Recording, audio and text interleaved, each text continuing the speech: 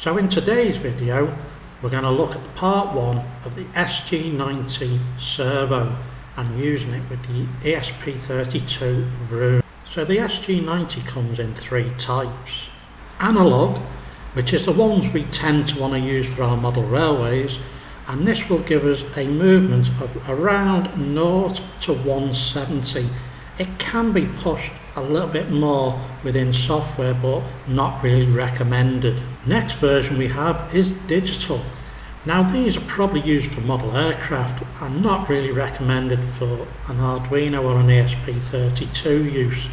So really steer clear of the digital ones. The final type is 360 degree rotation, so basically it's an electric motor. These can be used on our model railway for certain animations, but you only can control the direction and its speed, so it won't go to a set position for you. These do require 4.8 to 6 volts to operate correctly. So if we use them with our shield, you're going to have some problems if you've got it set at 3.3 volts. Now you might see it working, but I would only recommend running these at 5 volts.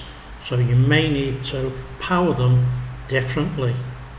So recently, many online resellers have been delivering gotchas to many of the makerspace people by you order an analog servo, but you end up getting either a digital or a 360 degree rotation version.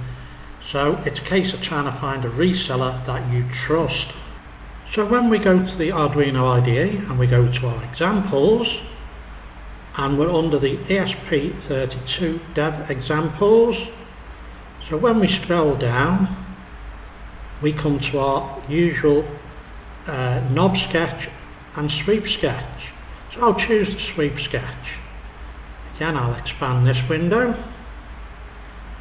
and here you can see it's going to attach the servo to pin 9. That straight away is a gotcha on our ESP32 Wroom. Pin 9 is not available to us. However, if we then go to try and compile this, what you'll see, it does take a few seconds, oh, there's a warning and it won't compile because the library that is servo.h does not support the ESP32. So what we need to do is go to the library manager, and if we type in, one of the things is an ESP32 servo, and here you can see I've actually got a library installed at the moment, which is for the ESP32 Servo by Kevin Harrington. So as I say, I've got this installed already. So when I go to File, Examples and scroll down, so we need to go past here, and then we get into these extra libraries that we've just installed, and then here you can see we've now got a sweep version. And if we go down to here, we just need to say which pins we're going to use. So here he suggested pin 17, and then if we go to compile,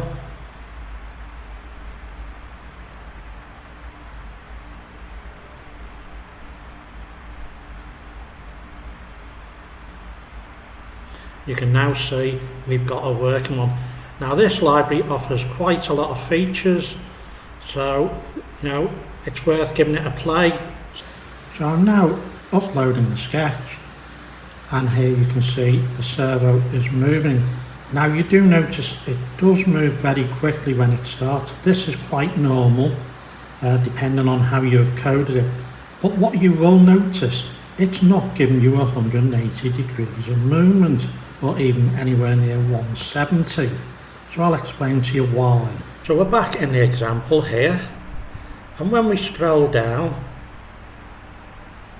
what you'll notice here, we've got my servo.attach, and they set the parameters for the pulse width modulation to be between 1000 and 2000. So your midpoint, or what we normally use for a turnout, would be 90 degrees, which would be 1500. So to get more movement, if you wanted to do animation, you would need to adjust these values here, and you might find it's something like 540 or 560, and the upper value might be 2400. So I will change them now. So I'll go with 540 and 2400, and I will upload the sketch again. Here you can see why it was pin 18. Obviously these were dependent on what the target ESP32s were. So we're uploading it again. This might take a few seconds.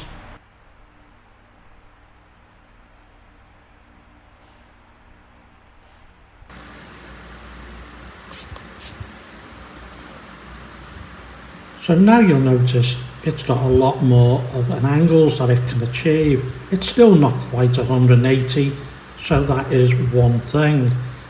Now normally what we would also do, we would always tell it to start at the midpoint, and that's quite easy to do as well, but possibly a bit too much for this video now, as this is only a basic introduction of using a servo with an ESP32.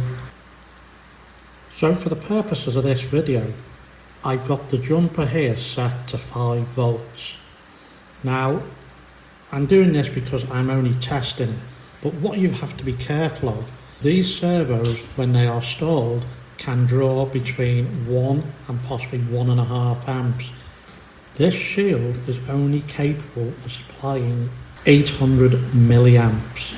So you need to take care. One thing you might do if you're playing with N-gauge or something like that would be to set these values a lot closer.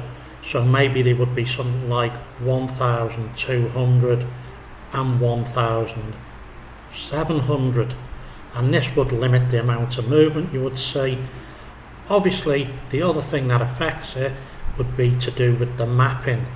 So now these are the things that you've got to look at when you are doing your programs.